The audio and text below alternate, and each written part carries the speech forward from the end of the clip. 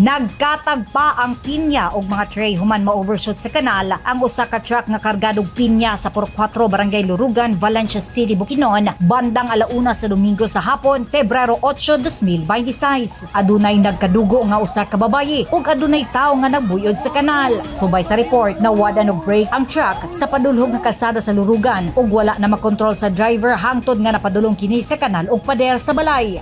Kalit man, mura man og liti bitaw nga dito o dalugdog dito liti. Kalit kay krk anara dali ra wag ging nga pak wala.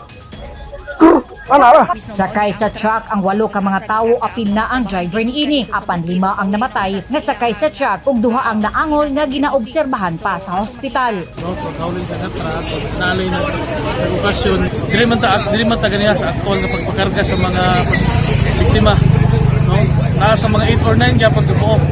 No, aside atong duha ka nga na side sweep sa motor. Napunggitan pa sa truck ang usa ka motorsiklo nga sakay ang mag-amahan nga naangol sab nga giilang si Alfredo ug Aldrin Flor. Apan kaganihang kadlawon, gi-report nga namatay na ang amahan nga si Alfredo. Giingong nakihitch ra ang mga biktima sa truck kay nalangay ang sundo niini. Pulos harvester og pinya ang mga biktima nga miyembro sa First Agrarian Reform Beneficiaries Cooperative kon Farbeco nga gihire sa Mount Kitanglad Agri-Development Corporation kon MKDC. Gikustodiya na sa kapulisan ang driver sa truck nga gireport nga walay tatsa nga giilas mga pulis nga si Samuel Hentapa Sembrano. Rhea Monte Calvo Gabronino, Newsline Philippines, stay safe.